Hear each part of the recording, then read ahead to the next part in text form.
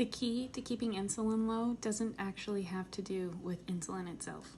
Insulin is just released as a result of the lack of iron's movement. So if iron becomes trapped in the body's tissues, then insulin is a result of that. If you haven't heard me discuss how iron moves, then go back and watch some of my previous videos. It's quite literally what my page is all about and is the main way that I help my clients increase their overall wellness. So the way that insulin works is it is released as a result of lacking bioavailable copper. So if we don't have enough bioavailable copper, which means that copper is not bound to a protein called ceruloplasmin.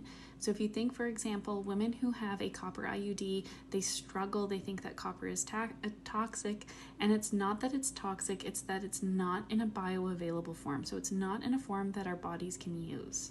If we go back to the 1930s, the average amount of copper that somebody would consume would be anywhere from 4 to 6 milligrams a day.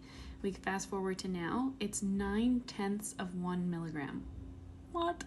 So the issue is that that is a huge change. We need copper for our bodies, and what happens when we lack copper is the body is trying to get to a state of balance, and it doesn't have the first line of defense in order to mitigate that high spike in glucose. So the body, being the intelligent being that it is, it decides to release insulin instead. So if our insulin is at a state of rising, then what we're really looking at is that our copper is low because there isn't enough copper to compensate for the high release in insulin. When I said at the beginning that insulin isn't actually what we need to focus on, it's that we need to focus on the movement of iron, the amount of copper that we have in our body. Focusing on copper can help reduce our insulin levels and increase our overall wellness. Has anybody ever told you this before?